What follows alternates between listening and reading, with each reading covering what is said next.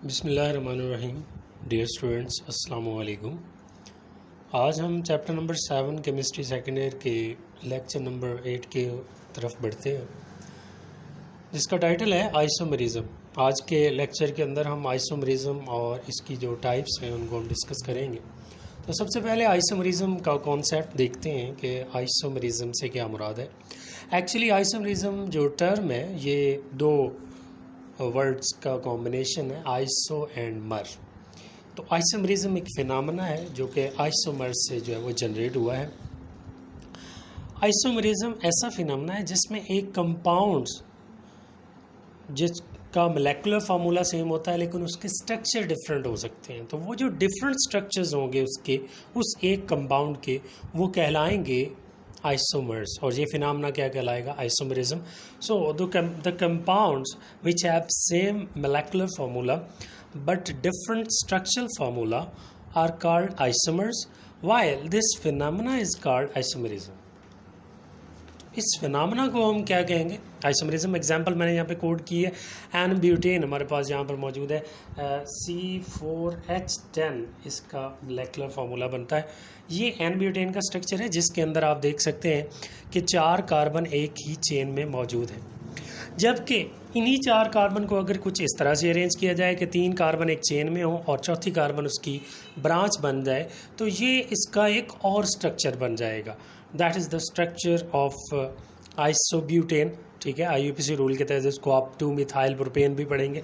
तो ये जो आइसोब्यूटेन है और एन ब्यूटेन है, इन दोनों का मोलेकुलर फार्मूला सेम है, C4H10, जबकि इनका स्ट्रक्चर एक दूसरे से मुख्तलिफ है। ये दोनों एक दूसरे के आइसोमर्स कहलाएंगे और ये फिनोमेना जो शो कर रहे हैं उसको हम क्या कहेंगे? आइसोमेरिज्म। तकरीबन तमाम क्लासेस ऑफ ऑर्गेनिक कंपाउंड्स हैं वो आइसोमेरिज्म शो करते हैं। और आइसोमर्स की तादाद, मतलब स्ट्रक्चरल कंपाउंड्स की तादाद बढ़ती जाती है जितना नंबर ऑफ कार्बन एटम्स बढ़ते जाते हैं। मीथेन, ईथेन, प्रोपेन, ये 3 मॉलिक्यूल्स हैं, ऑर्गेनिक कंपाउंड्स हैं जिनके आइसोमर्स नहीं हैं, जबकि इसके बाद ब्यूटेन है, pentane, hexane, heptane, octane, nonane and decane and so on. जो ऑर्गेनिक कंपाउंड्स हैं जैसे जैसे उनके अंदर कार्बन एटम की तादाद बढ़ती जाती है उस लिहाज से उनके अंदर आइसोमर्स की तादाद भी, मतलब उनके स्ट्रक्चर्स की जो वैरायटी है वो भी बढ़ती जाती है। मसलन हमारे पास पेंटेन है तो 5 कार्बन है उसके अंदर, तो उसके डिफरेंट जो है वो 3 आइसोमर्स हो सकते हैं। मैन पेंटेन है, आइसोपेंटेन है, न्यूपेंटेन है, वो आगे हम डिस्कस करेंगे। इसी तरह अगर एक कंपाउंड है, ऑर्गेनिक कंपाउंड, जिसके अंदर कार्बन एटम की तादाद 30 के करीब है, तो उसके जो आइसोमर्स हैं जो मुमकिन बन सकते हैं, that may be about 4 billion isomers जो हैं वो 30 कार्बन रखने वाले ऑर्गेनिक कंपाउंड्स के हो सकते हैं। तो ऑर्गेनिक कंपाउंड्स जो हैं वो वैरायटी ऑफ स्ट्रक्चर्स शो करते हैं, आइसोमेरिज्म का फिनोमेना शो करते हैं। इसके बाद बढ़ते हैं जी नेक्स्ट टाइप्स ऑफ आइसोमेरिज्म की तरफ। बहुत सारी टाइप्स हैं। जनरली यहाँ पर स्ट्रक्चरल आइसोमेरिज्म और ज्योमेट्रिकल आइसोमेरिज्म को हम डिस्कस करेंगे। स्ट्रक्चरल आइसोमेरिज्म और ज्योमेट्रिकल आइसोमेरिज्म, इसमें भी हम फर्दर बात करते हैं। सबसे पहले स्ट्रक्चरल आइसोमेरिज्म की। स्ट्रक्चरल आइसोमेरिज्म किसे कहते हैं? ऐसा आइसोमेरिज्म की वो टाइप जो डेवलप होती है, राइज करती है due to different arrangement of atoms in a molecule. एक मॉलिक्यूल के अंदर जो एटम्स की अरेंजमेंट है, एटम्स का जो एक दूसरे के साथ जुड़ना है, उनका जो एक कनेक्टिविटी पैटर्न है वो चेंज होता है, तो उनको हम स्ट्रक्चरल आइसोमर कहते हैं और इस फिनोमेना को स्ट्रक्चरल आइसोमेरिज्म का नाम देते हैं। They generally differ in the connectivity of atoms. मैंने यहाँ पर एक चार्ट बनाया है जिसमें जनरल इसकी टाइप्स आइसोमेरिज्म की मैंने राइट अप की हैं। आप देख सकते हैं कि आइसोमेरिज्म की 2 मेन टाइप्स यहाँ पर मैंने बताई हैं, structural isomerism and geometrical isomerism, जिसको सिस ट्रांस आइसोमेरिज्म भी कहते हैं। तो स्ट्रक्चरल आइसोमेरिज्म की फर्दर टाइप्स हैं chain isomerism, position isomerism, functional group isomerism, metamerism and tautomerism. इनको फर्दर एक्सप्लेन करते हैं। सबसे पहले चेन आइसोमेरिज्म। जैसा कि नाम से जाहिर है, चेन आइसोमेरिज्म आइसोमेरिज्म की वो टाइप जिसके अंदर आइसोमर्स एक दूसरे के लिहाज से डिफर करते हैं due to carbon chain length, मतलब इनके कार्बन चेन की जो लेंथ होती है वो डिफरेंट होती है और उन आइसोमर्स को चेन आइसोमर्स कहेंगे और ये फिनोमेना चेन आइसोमरिज्म कहलाएगा। आप इसमें जो एन ब्यूटेन की एग्जांपल है वो भी कोड कर सकते हैं, एन ब्यूटेन, आइसोब्यूटेन, और मैंने यहाँ पर पेंटेन की एग्जांपल कोड की है। पेंटेन का मोलेकुलर फार्मूला C5H12 है, तो यहाँ पर अगर उसको स्ट्रेट चेन में देखेंगे तो ये एन पेंटेन का स्ट्रक्चर है। This is isopentane and this is the new pentane. ठीक है, तो ये तीनों स्ट्रक्चर एक दूसरे के लिहाज से मुख्तलिफ हैं due to the carbon chain length, तो इनको एक दूसरे का चेन आइसोमर कहा जाएगा और ये फिनोमेना चेन आइसोमरिज्म कहलाता है। पोजीशन आइसोमरिज्म, ऐसे आइसोमर जिनमें फंक्शनल ग्रुप की पोजीशन डिफरेंट होती है। फंक्शनल ग्रुप सेम होता है लेकिन उसकी पोजीशन डिफरेंट होने की वजह से हम उनको कहते हैं पोजीशन आइसोमर्स, और ये फिनोमेना पोजीशन आइसोमरिज्म कहलाता है। इसमें आप अल्कीन की एग्जांपल, अल्काइन की एग्जांपल, अल्कोहल की example, variety of compounds, carboxylic acids हैं, ईथर्स हैं, वो इसमें आप शो कर सकते हैं। तो लेट्स सी एग्जांपल यहाँ पे लिखते हैं कि फ़र्ज़ करें हमारे पास एक 4 कार्बन रखने वाला एक ऑर्गेनिक कंपाउंड है जिसमें डबल बॉन्ड मौजूद, लाइक दिस। अगर इसमें पहली 2 कार्बन के दरमियान, अगर मैं इधर से काउंटिंग करूँ 1 2 3 4, तो पहली और दूसरी कार्बन के दरमियान अगर मैं डबल बॉन्ड बनाऊँ तो डबल बॉन्ड की पोजीशन यहाँ पर 1 होगी। मैं अगर इसके वैलेंसी को सेटिस्फाई करते हुए हाइड्रोजन एटम इसके साथ अटैच करूँ तो यहाँ पर फर्स्ट कार्बन पर डबल बॉन्ड है, दैट इज़ द 1 ब्यूटीन। और अगर यही डबल बॉन्ड मैं दूसरी और तीसरी कार्बन के दरमियान लगा दूँ तो ये स्ट्रक्चर कुछ यूँ बन जाएगा।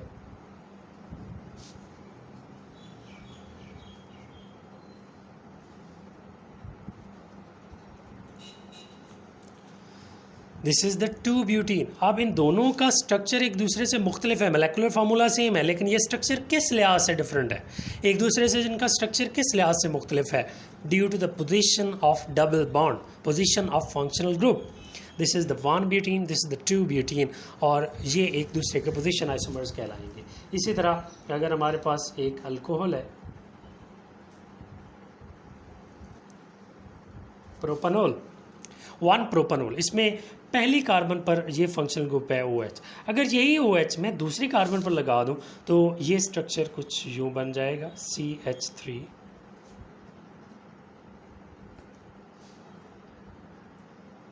अब यहाँ पर फंक्शनल ग्रुप जो है वो सेकंड कार्बन पर आ गया, तो ये OH फंक्शन है, ये भी propanol, this is the 2 propanol, and this true propanol is different from the 1 propanol due to the structural arrangement and due to position of OH।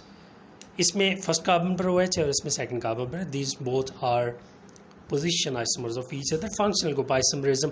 ऐसे आइसोमर्स जिनमें फंक्शनल ग्रुप ही different होता है, the isomers which have different functional groups are called functional group isomers, but they have same molecular formula, and that are called functional group isomers। Like one, आप इसमें alcohol और ether की example लिख सकते हैं, like this।